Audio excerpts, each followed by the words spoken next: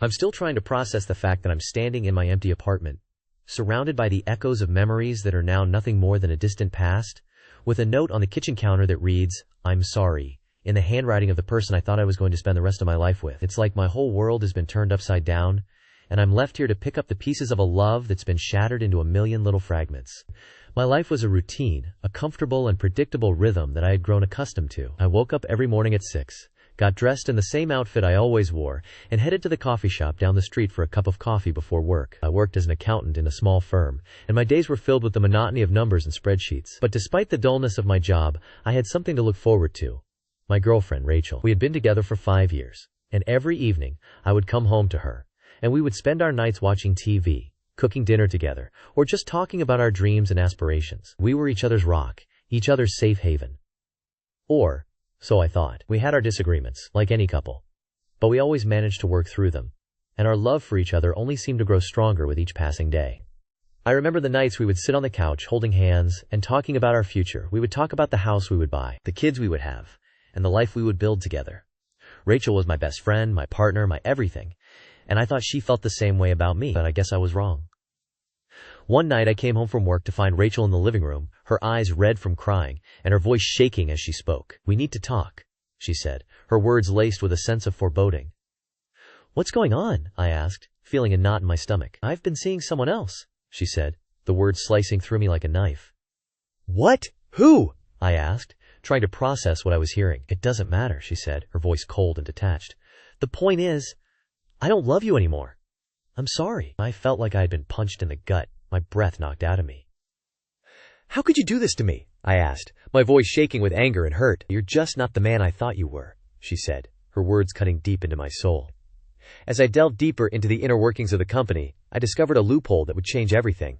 It was a small clause in the contract, easily overlooked by most, but it was the key to my revenge. The clause stated that any employee who had been with the company for over 5 years would be eligible for a substantial bonus, equivalent to a year's salary, if they were to leave the company due to unforeseen circumstances. I had been with the company for exactly 7 years, and my termination was the perfect example of unforeseen circumstances.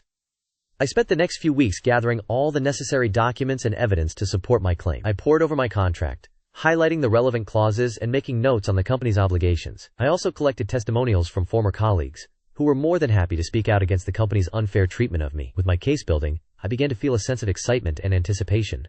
I was finally going to get my revenge, and it was going to be sweet. The first step in my plan was to schedule a meeting with the company's HR department. I wanted to present my case to them, and make sure they understood the gravity of the situation.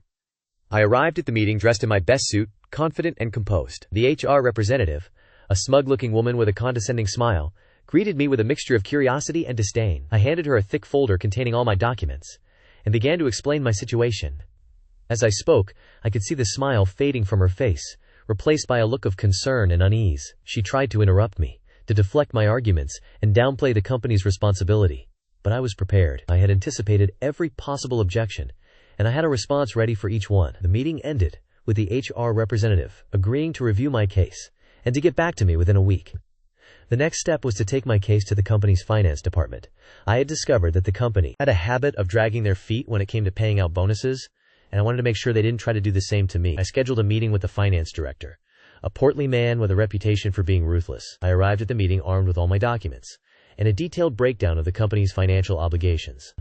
The finance director tried to browbeat me, to intimidate me into accepting a lower payout, but I stood my ground. I cited the contract and the company's own policies, and I refused to back down. The meeting ended with the finance director agreeing to pay out the full bonus, although I could tell he was seething with anger and resentment.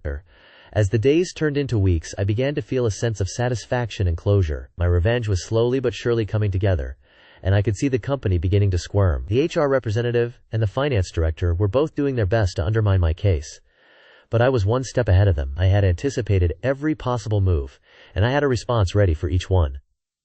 The final step in my plan was to take my case to the company's CEO.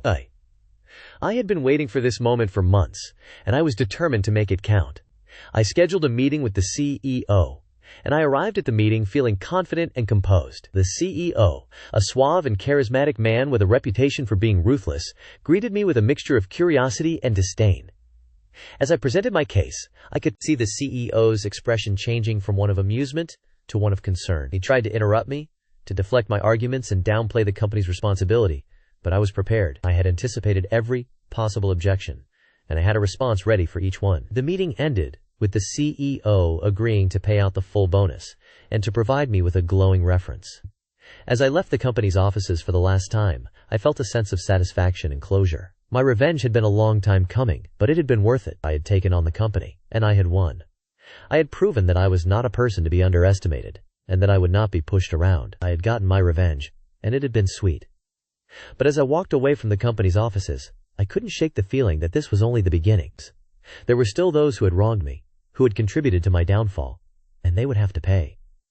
My revenge was far from over, and I was just getting started. Part 3. The Fallout. It's been 2 years since the dust settled, and I'm still grinning from ear to ear whenever I think about how it all went down. The CEO, who had made my life a living hell, is now a shadow of his former self. The company's board of directors, tired of his antics and the ensuing bad press, finally had enough and fired him. The investors, who had been kept in the dark about the company's true financials, sued him for millions.